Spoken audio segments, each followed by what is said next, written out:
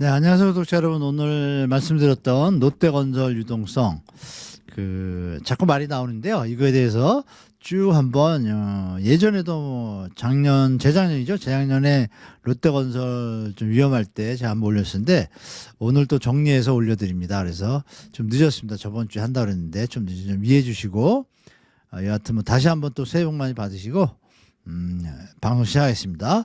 자, 여기 보시면 영업이익은 1%대, 조달금리 5%. 이거 참 문제 있죠. 여러분 생각하시기에도 문제가 있는 건 사실입니다. 자, 하나씩 볼게요, 여러분. 롯데가 자꾸 말이 나오는데 보시면 좀 이해되실 겁니다.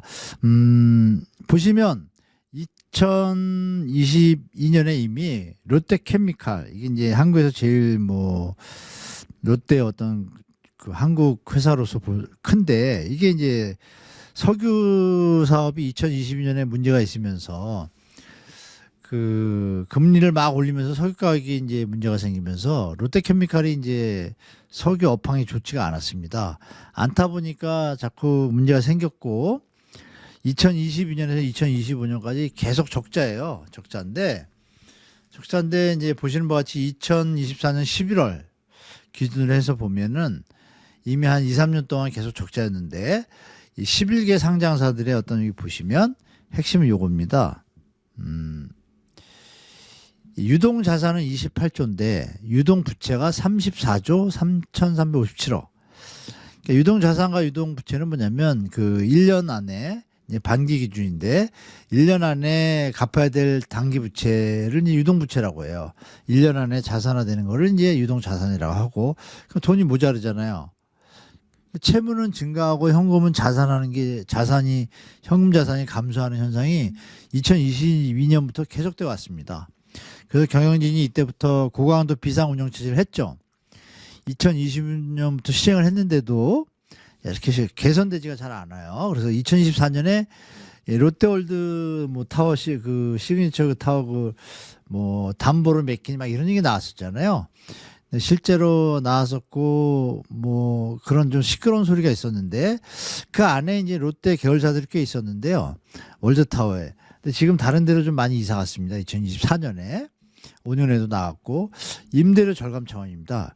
그러니까 이거는 고강도 비상경영인 건 맞죠. 이런 와중에 이제 롯데건설도 이제 상황이 악화되죠. 왜냐하면 롯데케미칼이 대주주인데 롯데건설이 좀 힘을 못 쓰는 상황이 돼버린 거죠. 근데 PF 문제가 터진 거예요. 우발 채무.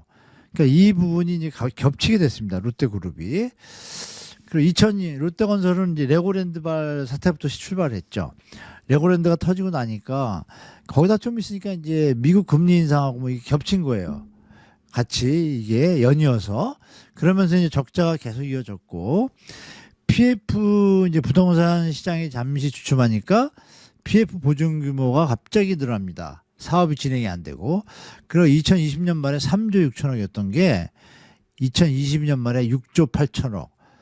갑자기 이렇게 우발 채무가 늘어난 거예요. 그러면서 이제 제가 방송도 한번 올렸었고 2023년도에 4년도 유동성이 이제 우려가 되니까 계열사에서 이제 1조 2천억을 수여를 받습니다. 유상증자도 하고 차입도 해서 메리츠 금융그룹에 또 1조 4천억 규모의 PF 펀드를 또 만들었어요. 만들어가지고 단기 자금을 일단 해소했습니다. 이때 막 말이 나올 때 이때 이제 1차 조금 유동성 문제에 대한 것들이 이제 불거질 텐데 이걸 잘 넘겼어요, 일단은. 그리고 이제 또 가다가 갑자기 부채 비율이 좀 가라앉는 것 같다가 다시 또 200% 나오면서 또 시중에서 또 롯데는 이제 지방에 이제 현장이 많다 보니까 조금 애로사항이 좀 있었습니다. 그런 부분이 겹치면서 결국은 이 프로젝트 샬롯 펀드라고 해가지고 이런 걸 또 이제 구성을 합니다. PF 차환 펀드를 또 2조 3천을 또 땡깁니다. 중요한 것은 이제 차환이잖아요. 빚으로 내서 다시 빚을 갚는 거잖아요. 그러면 조건이 조금 좋지는 않겠죠. 그 롯데건설 이게 보시면 부채 비율이 2022년 말 260%까지 갔다가 그때 막 말씀드린 이제 샬롯 펀드 이런 것들을 활용해 가지고 한 180, 190까지 내려갔다 또 다시 2024년 9월에 214까지 갔다가 또 200 왔다 갔다 합니다. 그러니까 그러니까 원래 200이면 건전성이 좀 리스크가 있다라고 보는 거거든요. 그러면서 아니나 다를까 2024년에 말씀드린 대로 6조짜리 롯데월드타워 뭐 담보로 몇 개니 막 얘기가 많이 나왔고, 2025년 2월 롯데 잠원동 본사 매각을 했습니다. 작년 2월에 하면서 5천억하고 다른 거 합하면 1조 원대 유동성을 합하면서 좀 낮았어요. 그리고 동시에 이 그림 보시면 롯데 칠성 메가솔, 그 칠성 사이다 부지 있잖아요. 서초동에. 보시면 이렇게 리스트가 이렇게 돕니다. SNS하고 막 이런데. 보시면 롯데건설 이렇게 돼 있고, 요번에 이제 최근에 이 남양주시 퇴계원 부지가 팔렸습니다. 이게 사드 부지 갖고 대체해서 받는 이 부지인데, 이것도 이제 유동성을 확보하느라고 했고, 롯데 칠성 부지 여기 4조 5천억 정도, 그리고 롯데건설 본사 이것도 제가 알기로 5천원인가 1조 안 되게 매각. 여기 보시면 롯데그룹 부동산 매각 물건 이렇게 돼 있잖아요. 이렇게 리스트업이 돼 있습니다. 그래서 유동성 확보하려고, 현금 자산 확보하려고 롯데가 준비하고 움직인다 하는데, 롯데에서는 일단 부인을 했습니다. 이게 SNS에서 도는데, 그러나 결론적으로 보면 실제 맞았다는 얘기죠.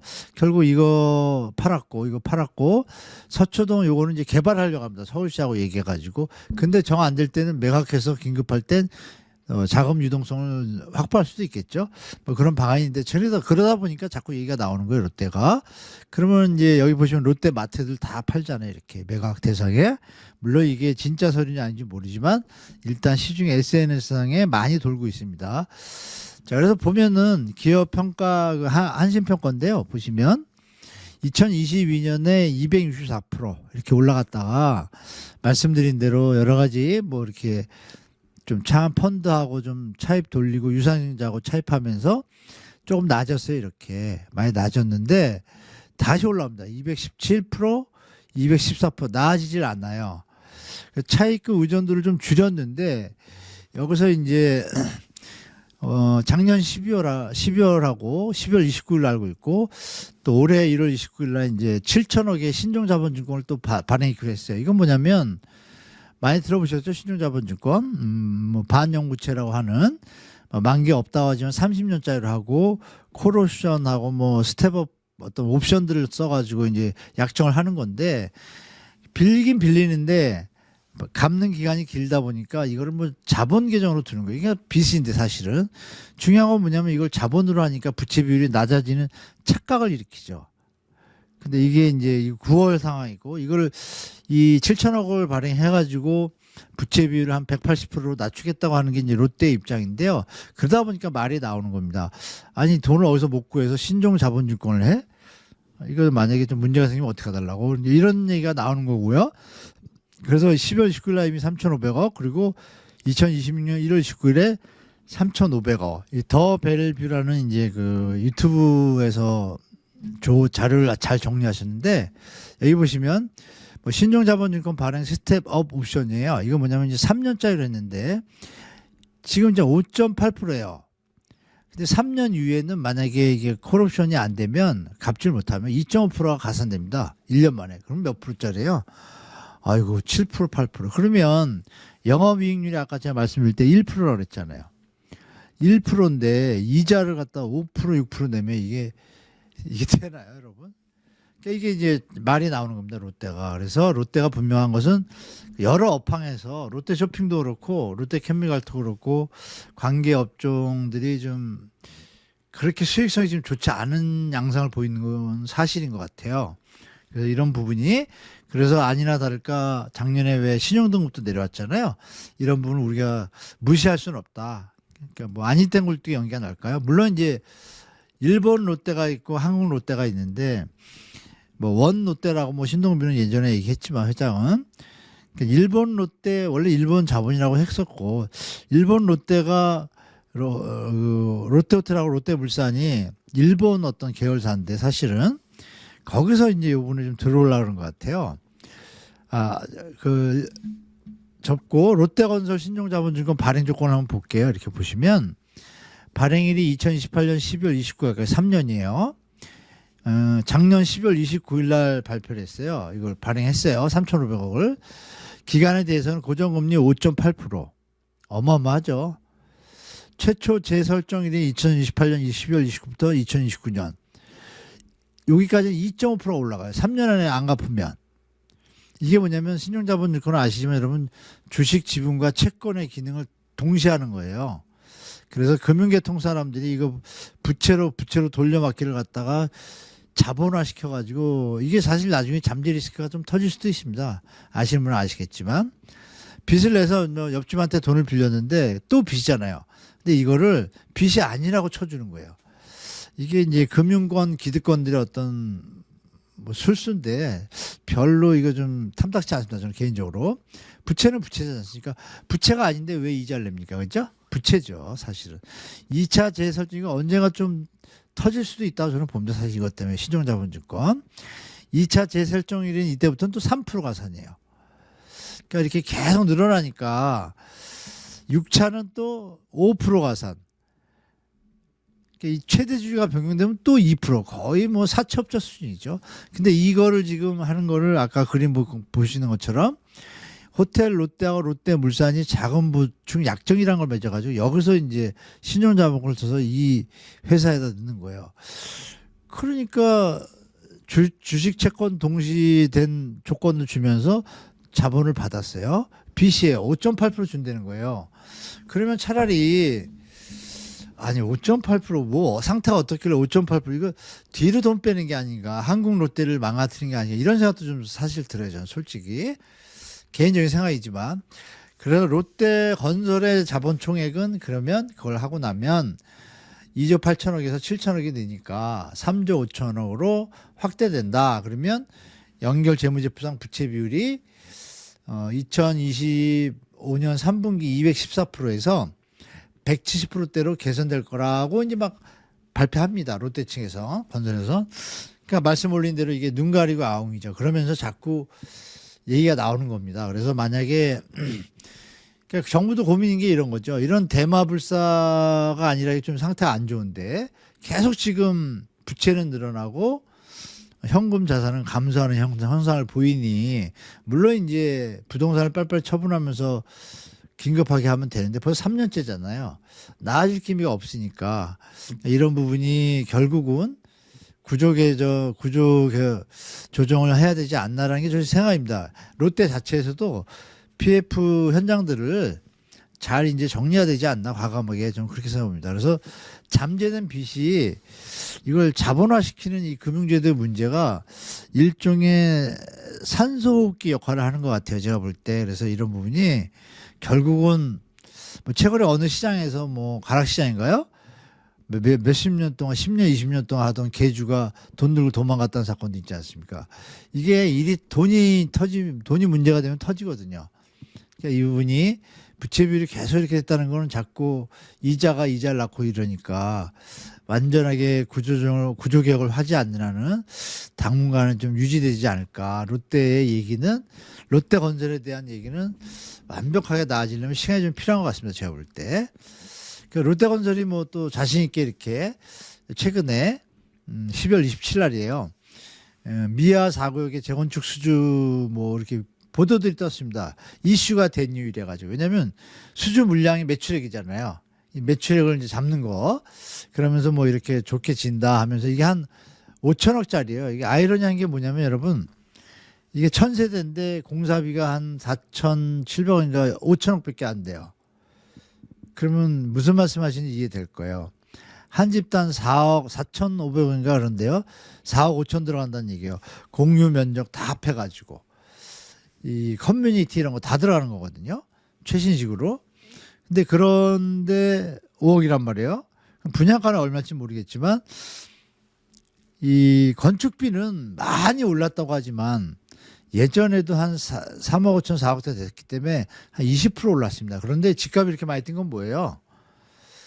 정부가 자꾸 이상하게 부동산 정책을 핀 바람에 이렇게 거품이 생겼다고 저는 보고 있습니다. 그래서 이 부분이 이번 정부가 좌고우면하고 자꾸 이상한 플레이를 하는 것 같아서 참 마음이 안 좋습니다. 신념과 철학을 가진 정부라면 해야죠. 제대로 분양가 낮추고. 그렇죠?